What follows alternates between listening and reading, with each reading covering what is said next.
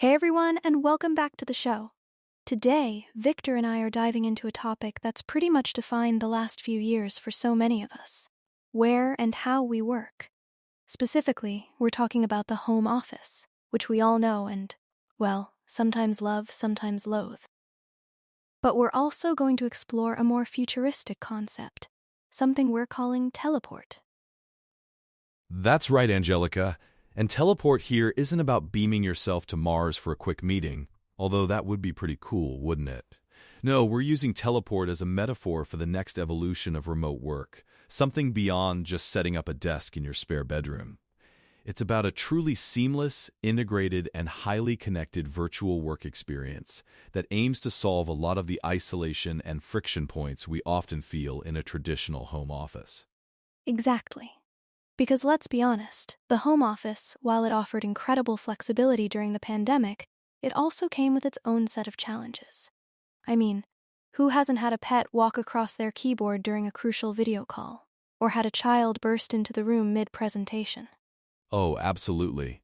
Or the classic, I'm just going to throw on a nice shirt for the camera, but still wear my pajama bottoms scenario? We've all been there. The home office brought convenience, sure.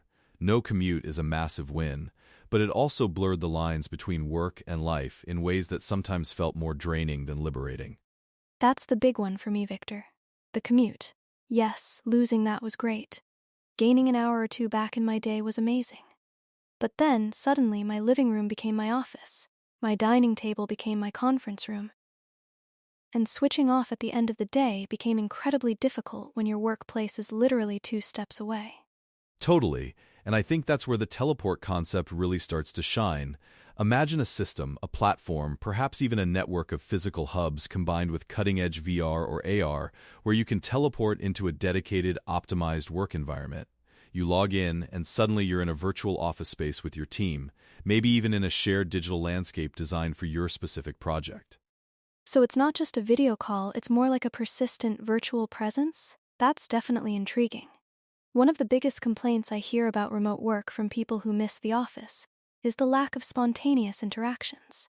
Those water cooler moments, the quick desk-side chats that often spark new ideas or resolve issues super fast. How does teleport address that? That's a fantastic point, Angelica, and it's precisely what teleport aims to tackle. Think about it. Instead of just a scheduled video meeting, you could have a virtual common area. You walk into it with your avatar, see other team members' avatars, and if someone's free, you can just strike up a conversation. It mimics the serendipity of an actual office, but without the physical constraints. I can see the appeal there. It brings back some of that human connection that can be so hard to replicate in a purely asynchronous, text-based remote environment. And for creative teams, or those who thrive on immediate feedback, that could be a game changer. No more scheduling a 30-minute call just for a 2-minute question. Exactly. And it also opens up possibilities for what your workspace can be. With a home office, you're limited by your physical space, right? Maybe you have a small desk or you're working from your kitchen table. With teleport, your virtual environment can be as expansive or specialized as your work demands. Need a quiet focus room? Instantaneously there. Need a massive virtual whiteboard for a brainstorming session with colleagues across the globe? It's ready. Okay, that sounds like a significant upgrade, especially for companies that need specialized equipment or specific setups that are just not feasible for every employee to have at home. Like for architects or designers, imagine being able to manipulate 3D models collaboratively in a shared virtual space, rather than just sharing your screen on a video call. That's a whole different level of immersion. Precisely. And it's not just about the fancy tech, it's about reducing friction.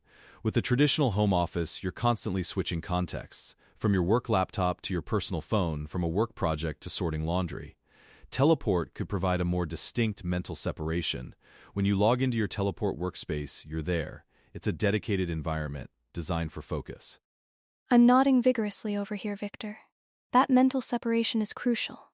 It could help with the burnout that so many remote workers have experienced. Instead of feeling like your entire home has been colonized by your job, you can step into a virtual space for work, and then step out of it at the end of the day, leaving it behind. That sounds incredibly healthy. Absolutely. It's about intentionality. The home office often happened to us, right? We were thrust into it. Teleport, on the other hand, is a deliberate choice to craft a more effective and healthier remote work experience. It leverages technology to enhance, not just replace, the aspects of office work that actually contribute to productivity and well-being. But let's play devil's advocate for a moment. What are the potential downsides or challenges with this teleport concept? Because with any advanced technology, there's always a learning curve and often a cost. That's a fair question, Angelica, and you're right, there are always challenges. The initial investment in the necessary hardware, high-quality VR/AR headsets, powerful computers, reliable internet, could be substantial for companies or even individuals. There's also the risk of digital fatigue. While it's designed to be immersive, too much time in a virtual environment could still lead to eye strain or a different kind of mental exhaustion. I was just thinking about that. We already spend so much time looking at screens. Adding another layer of virtual reality, even if it's more engaging, could potentially exacerbate that. Plus, the human element.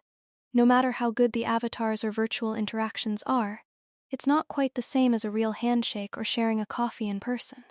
Exactly. It's not a complete replacement for in-person interaction, and I don't think it's meant to be. The best future model will likely be a hybrid one, where teleport enhances daily remote work, but companies still bring people together periodically for those high-touch, in-person moments that build culture and deep relationships. Think of it as making remote work so effective that when you do meet in person, it's even more impactful. That makes a lot of sense. So it's about optimizing each type of interaction for its purpose. The home office in its current form often tries to do everything, and sometimes it falls short.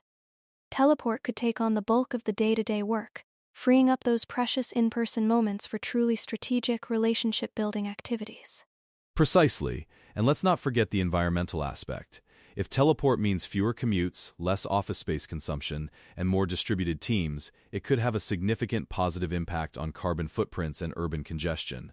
That's a huge benefit that often gets overlooked in these discussions. That's a fantastic point, Victor. The reduction in daily commutes alone would be massive, and it allows companies to tap into a wider talent pool, since geographical limitations become less of a barrier. You're not restricted to hiring someone who lives within a certain radius of an office or even a country. If your teleport system is robust, you can hire the best talent anywhere. Absolutely. It levels the playing field for talent, which is a win-win for both employers and employees. Imagine a startup in a small town, being able to hire top-tier talent from Silicon Valley or London without them having to relocate. That's the power of truly advanced remote infrastructure, what we're calling teleport. It sounds like a move towards a truly globalized yet localized workforce, all at once. But what about the security implications, Victor? If we're operating in these highly integrated virtual spaces, with persistent presence and shared data, that seems like a whole new frontier for cyber threats and data privacy concerns. You've hit on a critical point, Angelica. Security and privacy would be paramount.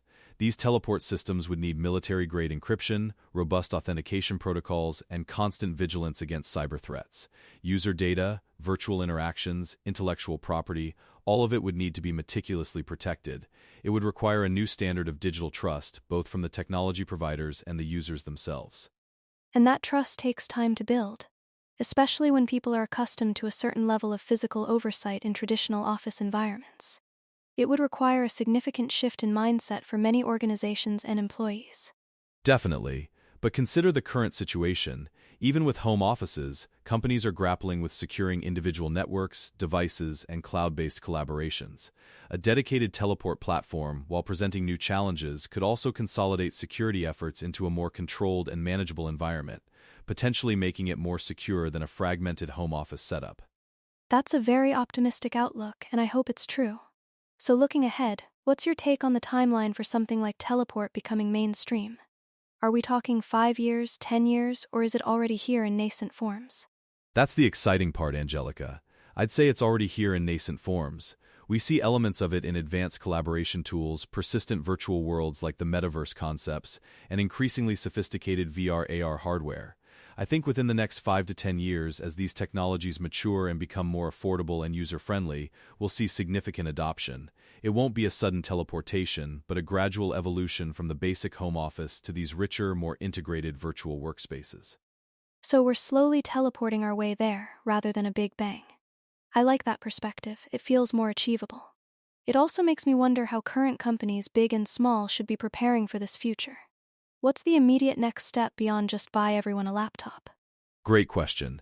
I'd say the immediate step is to invest in robust digital infrastructure, not just for basic connectivity, but for seamless collaboration. Explore advanced cloud-based tools, experiment with spatial computing, and most importantly, focus on fostering a culture of trust and autonomy.